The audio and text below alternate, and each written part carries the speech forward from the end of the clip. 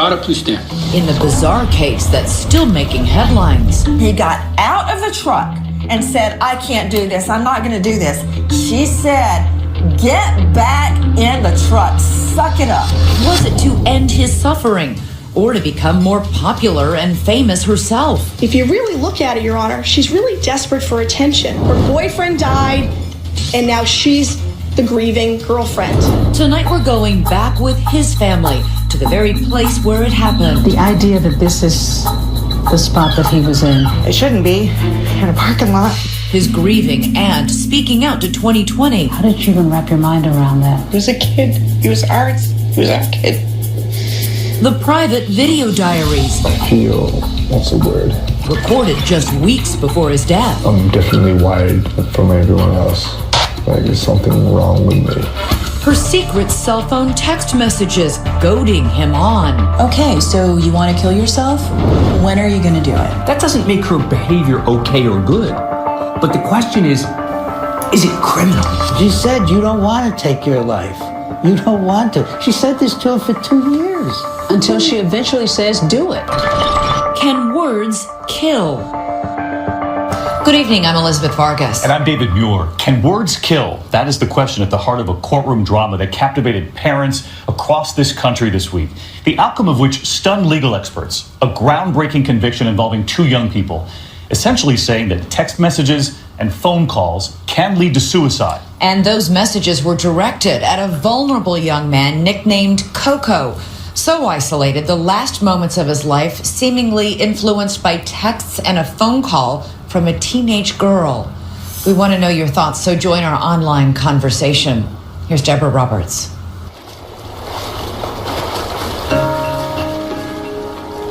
Buzzards Bay on the south coast of Massachusetts. Good sailing weather. The striped bass are biting.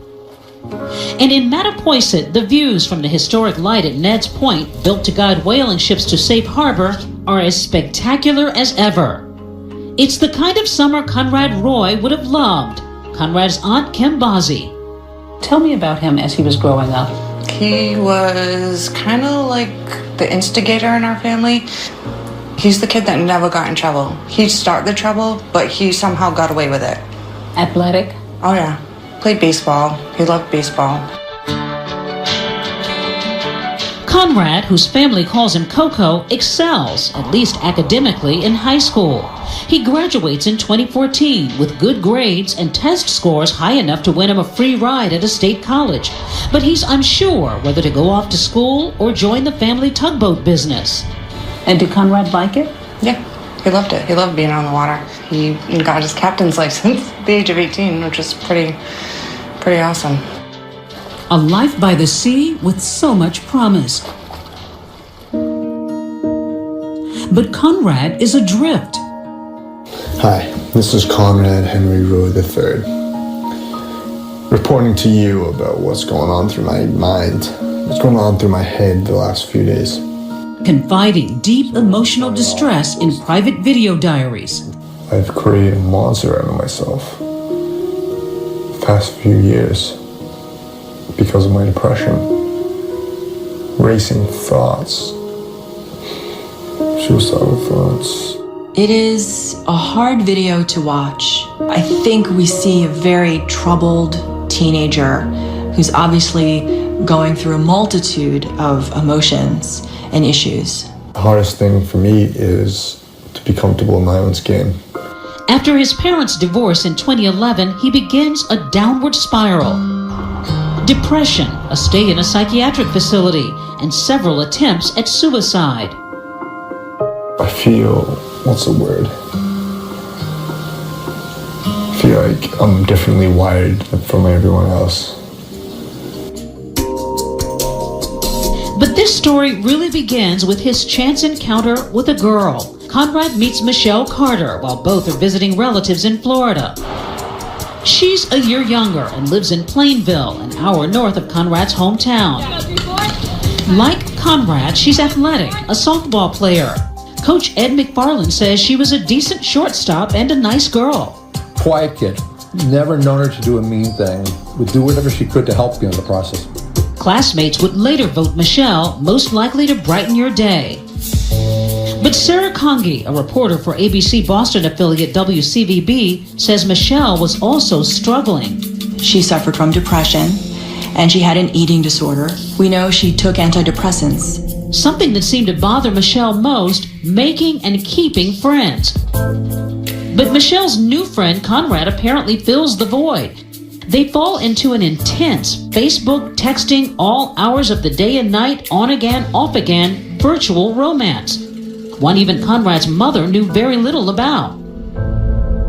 Does she know who she is? She just thought she was an acquaintance of Conrad's, nothing more.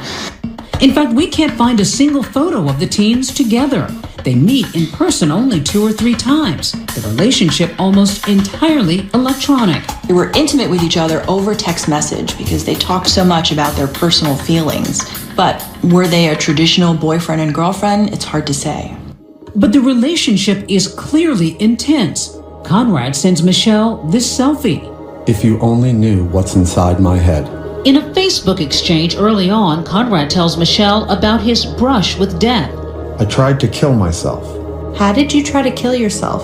Do you still want to? No, I'm going to. Just letting you know. The voices in my head tell me to.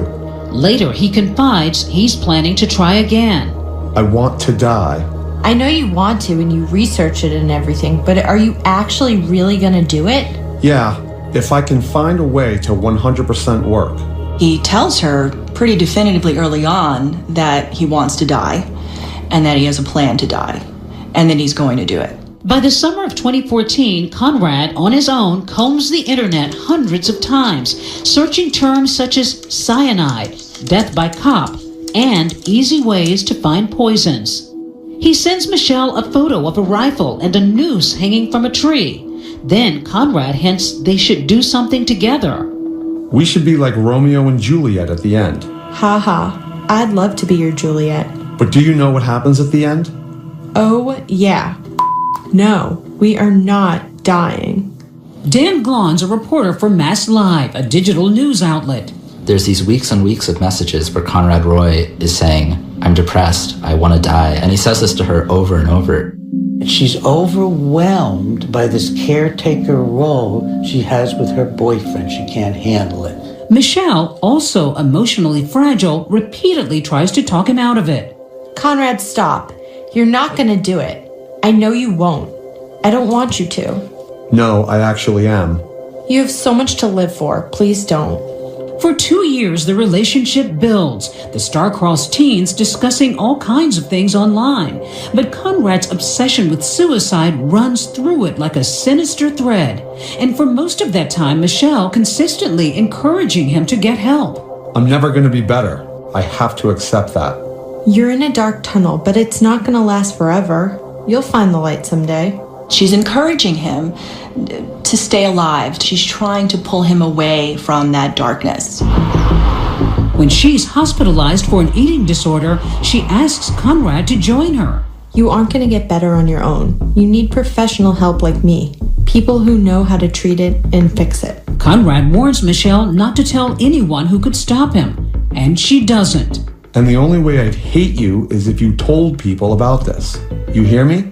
I'm not gonna tell anyone, because if I did, then you'd have to go to a hospital, and I know that's not what you want.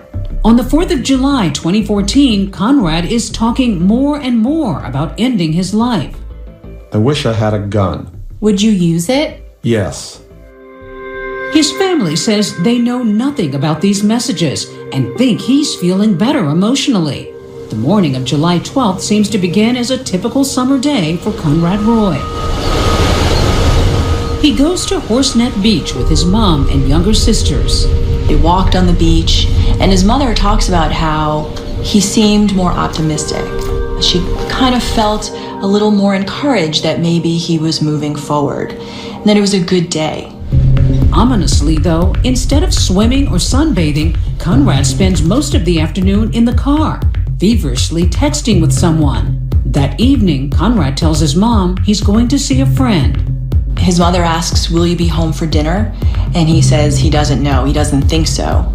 And that's the last thing that he says to his mother. Her son drives off in his black pickup truck and disappears into the summer night. And that was the last time anyone in his family saw him alive.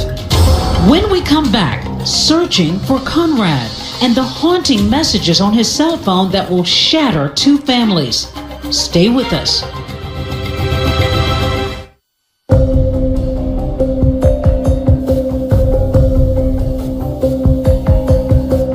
The search is on for missing teenager Conrad Roy.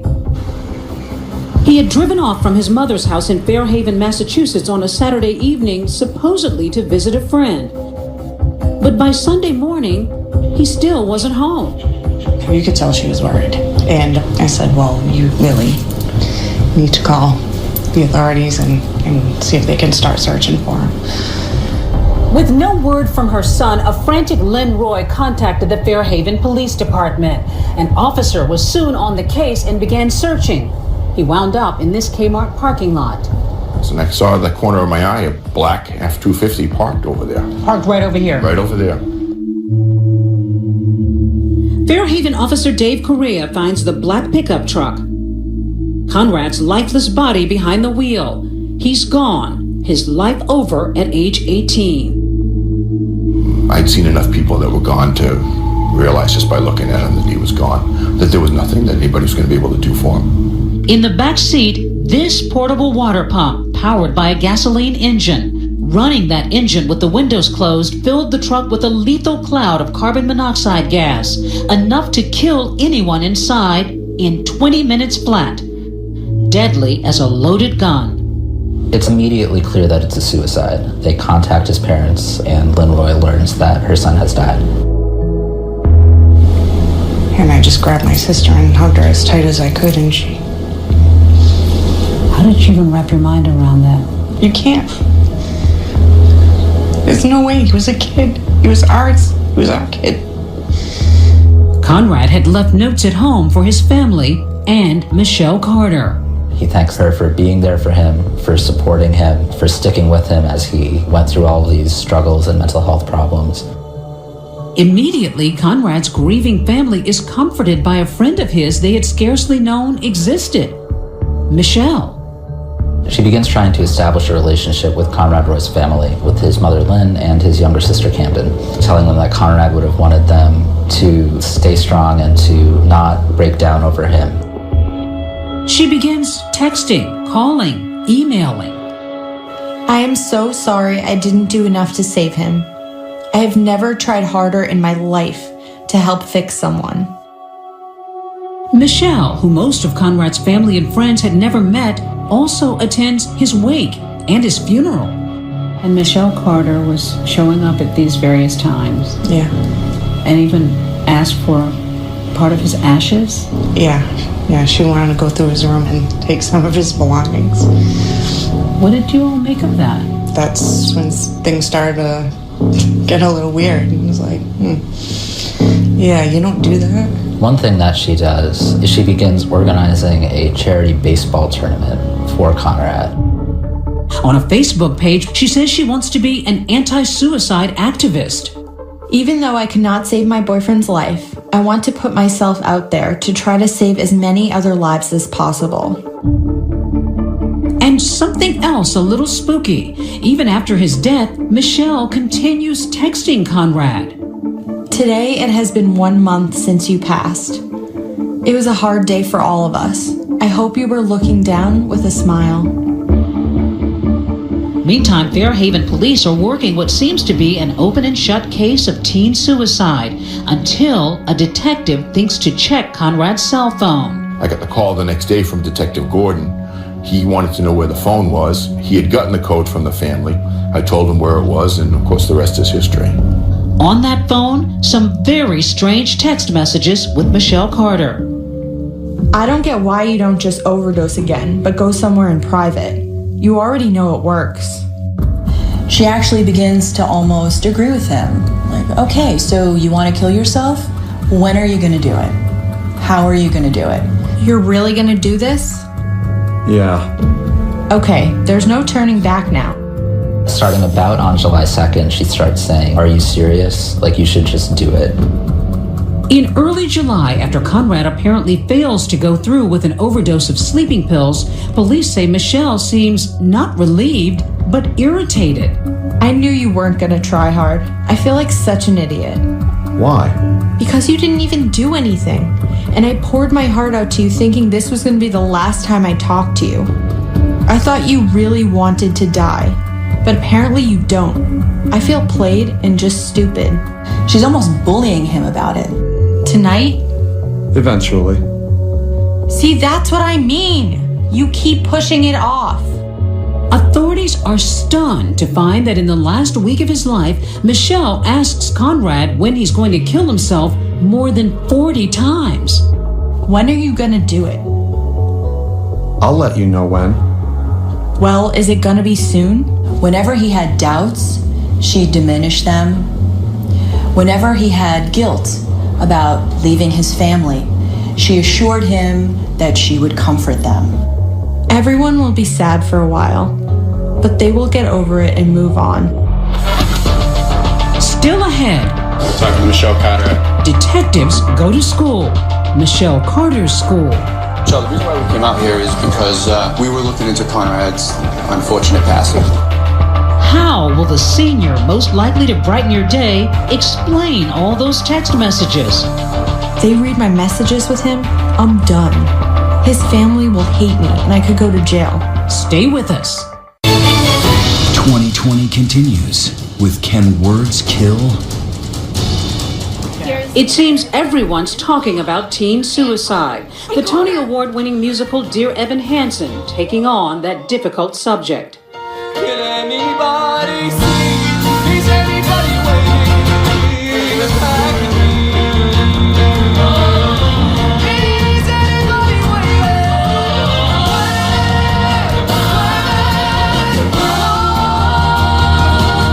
From Broadway to Netflix, and the TV show 13 Reasons Why, about a teenage girl who takes her life. Because I'm about to tell you the story of my life. More specifically, why my life ended. And if you're listening to this tape, you're one of the reasons why. But for Conrad Roy, the angst was not entertainment. It was all too real. Hi, this is Conrad Roy, and I'm going to talk to you about social anxiety. The 18-year-old documents his despair in secret video diaries just weeks before his death. What I am doing is looking at myself so negatively. Looking at myself, minuscule little particle. The face of this earth. It's no good. Trash. Will never be successful. Never have a life. Never have kids. Never learn. Now, police investigating his suicide are searching through his phone and all his electronic exchanges with Michelle Carter. They're beginning to suspect her role in his death was not as innocent as it first appeared, mostly because of messages like this one. Hanging is painless and it takes like a second if you do it right. Michelle, police say, is actively helping Conrad plan his death. Carbon monoxide poisoning is the best option. If you fall asleep in your car while it's running in a garage, it will kill you. And there's no pain. Portable generator. That's it. Do you have one of those? There's one at work. I was thinking turning it on in my truck and passing out asleep. You're a genius. He gets a gas generator, but it malfunctions or it breaks down. Oh my God, go to Sears. They sell them. They can help. If you're having trouble with your generator, just Google it. Hold on, I'll do it for you. And I can tell you exactly how to kill yourself. Hold, please. Instead, Conrad takes a gas-powered water pump from a relative. But as with previous attempts, he seems to waver. I'm scared, babe. It's okay to be scared, and it's normal. I mean, you're about to die. But the next morning, Conrad, as authorities will later put it, has the audacity to still be alive. Like, why am I so hesitant lately? You're so hesitant because you keep overthinking it and pushing it off. You just need to do it, Conrad. It's time to do it today. That evening, Conrad still procrastinating, Michelle still pushing. Are you gonna do it now? Leaving now. Okay, you can do this. 5 minutes later, Conrad fires off another text. Okay, I'm almost there. That last text message is before he drives to the Kmart parking lot where he turns the water pump on in the cabin of his truck and then he's gone. Months after Conrad's death, a detective goes to King Philip High School to have a talk with Michelle Carter. We were talking and then the phone hung up, but I didn't really think anything of it. Didn't think anything of it, she tells police, but that's not what she told her friends. A search of her phone reveals Michelle sent a series of stunning text messages to classmate Samantha Boardman after Conrad's death. When Michelle hears detectives are searching Conrad's phone, she sends Samantha a frantic message. Sam, they read my messages with him, I'm done. His family will hate me and I could go to jail. But it gets worse. 2 months after Conrad's death, Michelle sends Samantha this jaw-dropping admission. Sam, his death is my fault. Like, honestly, I could have stopped him. I was on the phone with him, and he got out of the car because it was working. And he got scared, and I told him to get back in. When he got out of the truck and said, I can't do this, I'm not gonna do this, she said, get back in the truck, suck it up. That is the saddest part of this whole story. The truck is filling up with carbon monoxide, and he gets out.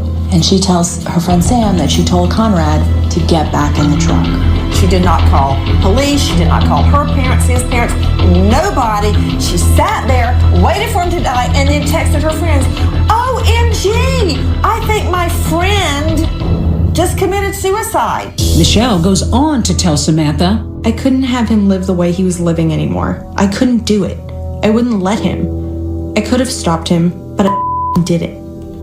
We asked former prosecutor Nancy Grace and ABC chief legal analyst Dan Abrams to discuss the case. Is the question whether words can kill? Is that what it is? This was more than words, much more than words. She researched modes of death. She said you could hang yourself, you could put a plastic bag over your head, you could shoot yourself in the head. And the reason that she did that is because he asked her for help. He's the one who drew her into this thing from the beginning. How would you describe this relationship between these two young people? Tragic. That's how I would describe it. It was Conrad Roy laying a lot of his baggage on Michelle Carter, and he consistently bombarded her with his suicidal thinking. I don't think that she helped him kill himself. I think she forced him to kill himself. You think she is the cause of his death? Yeah, I think if it wasn't for her, he'd still be here. The text messages may sound horrible, but are they a crime? Prosecutors say yes. And 6 months after Conrad Roy's death, a grand jury agrees that Michelle Carter's words are a weapon, indicting her on a charge of involuntary manslaughter. That trial making national headlines. The teenage girl is facing charges in another teen suicide. The young woman is now charged with manslaughter after her then boyfriend killed himself. We'd never heard of a story like that before, a charge like that before, a case like that before.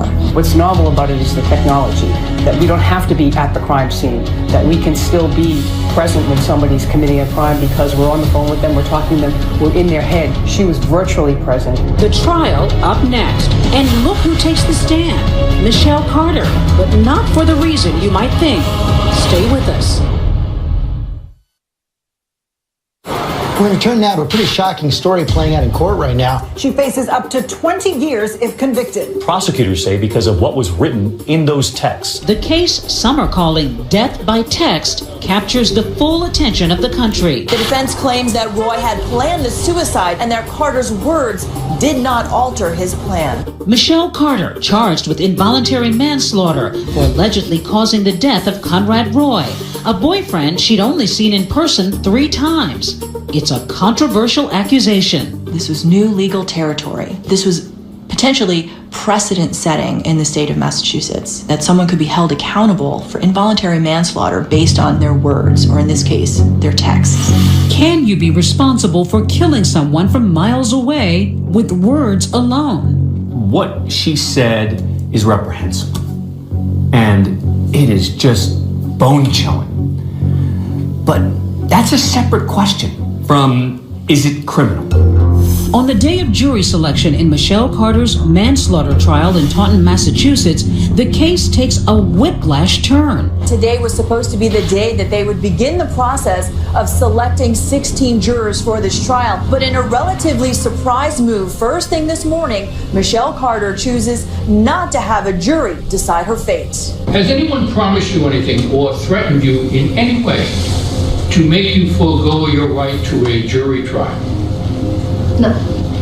Carter puts her fate in the hands of one man, Judge Lawrence Moniz. Mistake? Big mistake. What might the defense have hoped to gain by going for a bench trial? I think the defense was afraid of the response that a jury would have to these texts. They're terrible. They're very incendiary. And so I think that you are hoping that a judge will be able to view it in a more rational and maybe focus on issues like causation and the definition of the statute as opposed to how horrible the texts are. And so the trial begins. She assisted and devised and advised and planned his suicide. She pushed him to kill himself sooner rather than later, and she mocked him when he chose to delay his death. Prosecutors Mary Claire Flynn and Katie Rayburn laying out the case and a motive. If you really look at it, Your Honor, she's really desperate for attention. Look at me, I lost my boyfriend. You presented her as a girl who was manipulating, who was looking for attention. She wanted him to die, it appears, to gain attention or to gain friendships or get girls to like her more. She used him as a pawn in her sick game.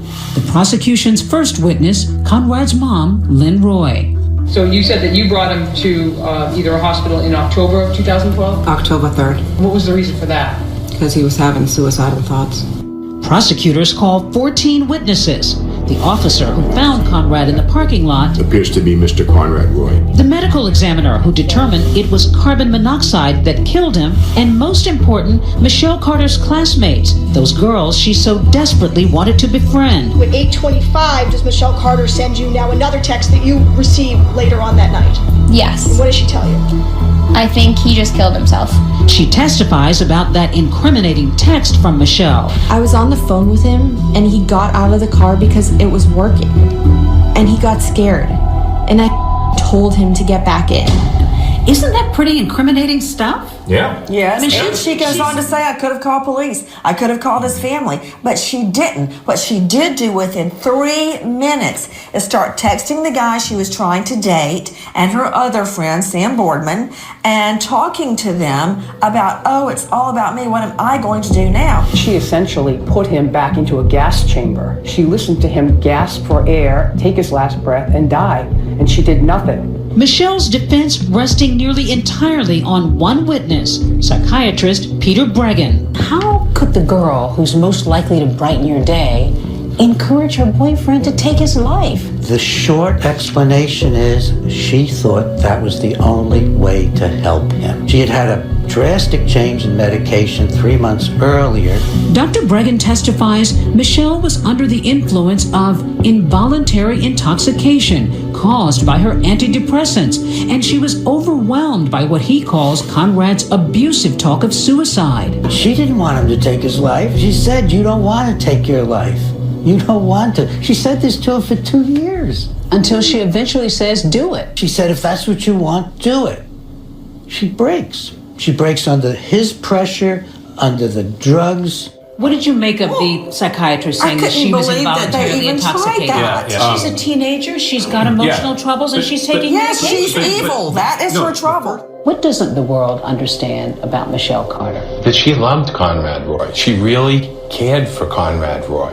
She thought she was supporting what he wanted. And she even talks about it in her texting. You're going to go to heaven, as he talked about. You're going to be a great angel. After 6 days of testimony, the fast-moving trial wraps up with closing arguments. It's a new day and age, Your Honor, and the phones that we have now allow you to be virtually present with somebody. People fall in love on the internet and via text. People bully via text and the internet, and you can encourage someone to die via text, and you can commit a crime via text. You can look at the various text messages as well as the psychological records. You will see that Mr. Roy himself stated to Michelle Carter, "I want to die." Straight up, those words, "I want to die." This is not a homicide. Michelle Carter did not kill Conrad Roy. It's sad, it's tragic, but it's just not a homicide. She absolutely knew it was wrong, and she absolutely caused the death of this 18-year-old boy. And I ask you to find her guilty. Carter, please stand. The judge's verdict. Where will Michelle Carter spend the best years of her life?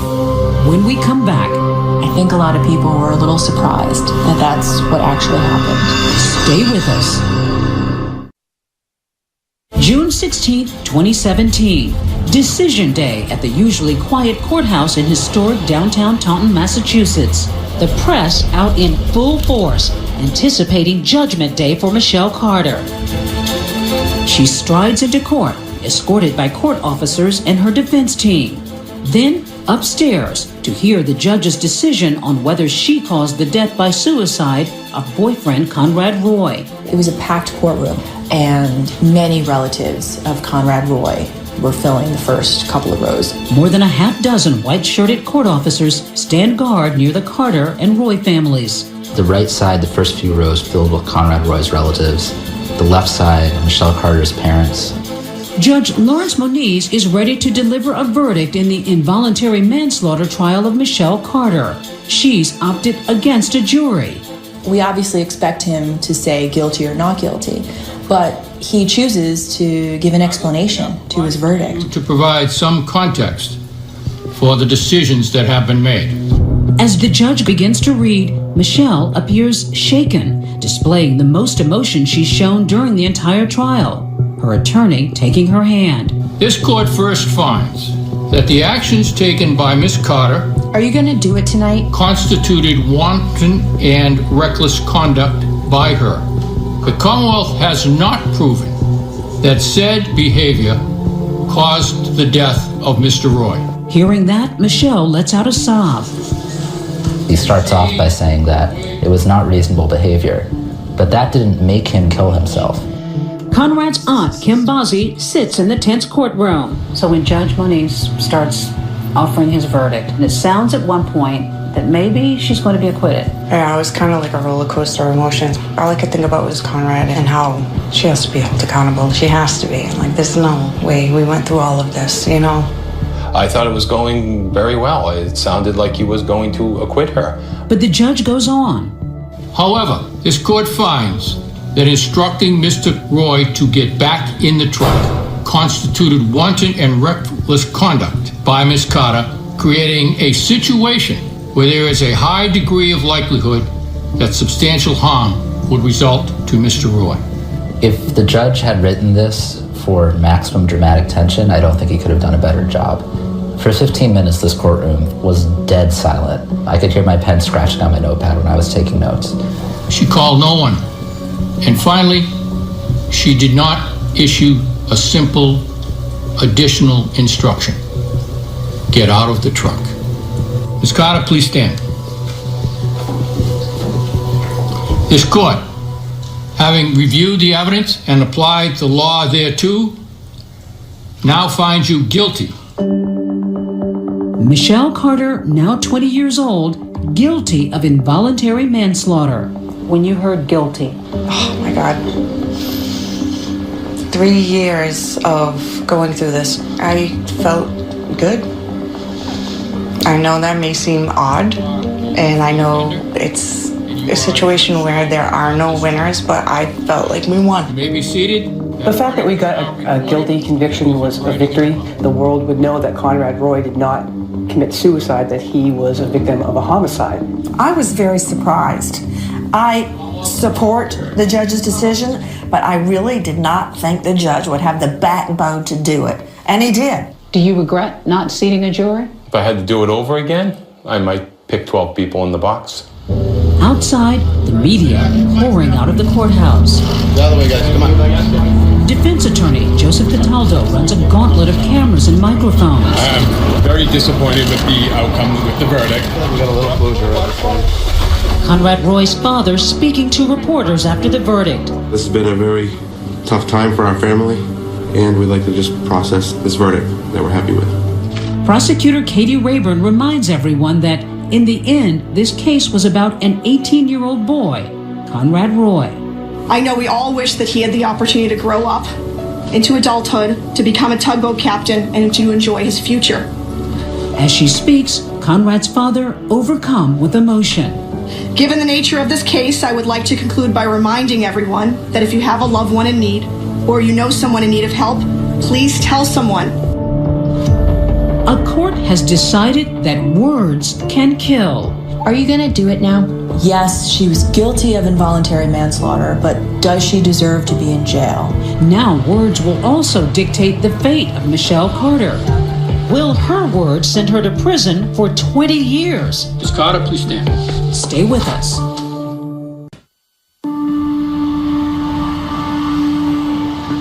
The courthouse in Taunton, Massachusetts, where Michelle Carter's future will be decided, is a modern building. A fitting location for this most modern of crimes, committed amidst a tangled web of thousands of text messages. From her arrest in 2015 through her trial, Michelle Carter has not spent a day in jail. Michelle Carter continues to live her life. In those 3 years, despite all of this going on, she's been free on bail and has continued to do all the things that 17, 18, 19-year-olds have done. But that could all change. Just hours ago, Michelle Carter back in court for sentencing on that involuntary manslaughter conviction in the death of Conrad Roy. What a travesty. There is no earthly reason why Conrad Henry Roy should not be here today. Her actions killed Conrad Roy. Miss Carter does not pose a danger to the public. I suggest that this sad, tragic manslaughter was a very unusual set of circumstances unique to these two individuals. Conrad's sister fighting back tears, telling the judge how much she misses her big brother. Not a day goes by without him being my first thought waking up and my last thought going to bed. And his dad grappling for answers. Where was her humanity? In what world is this behavior okay and acceptable? Judge Lawrence Moniz addressing the hushed courtroom. This is a tragedy for two families. Everyone is entitled to a decision devoid of any emotion with respect to this case. The judge has the option of just sentencing her to probation, no jail time, or a maximum of 20 years in prison. I think any time is too much. I think the fact that they found her guilty is too much.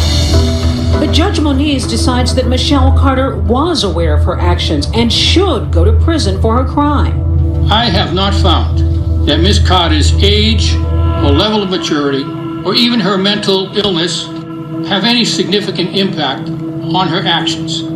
Michelle standing stone-faced as the judge sentences her to 15 months in jail, followed by 15 months of probation. And in a surprise move, allowing her to remain free pending appeal. When you heard that Michelle Carter was going home instead of going to prison after this sentencing, your reaction? That was awful.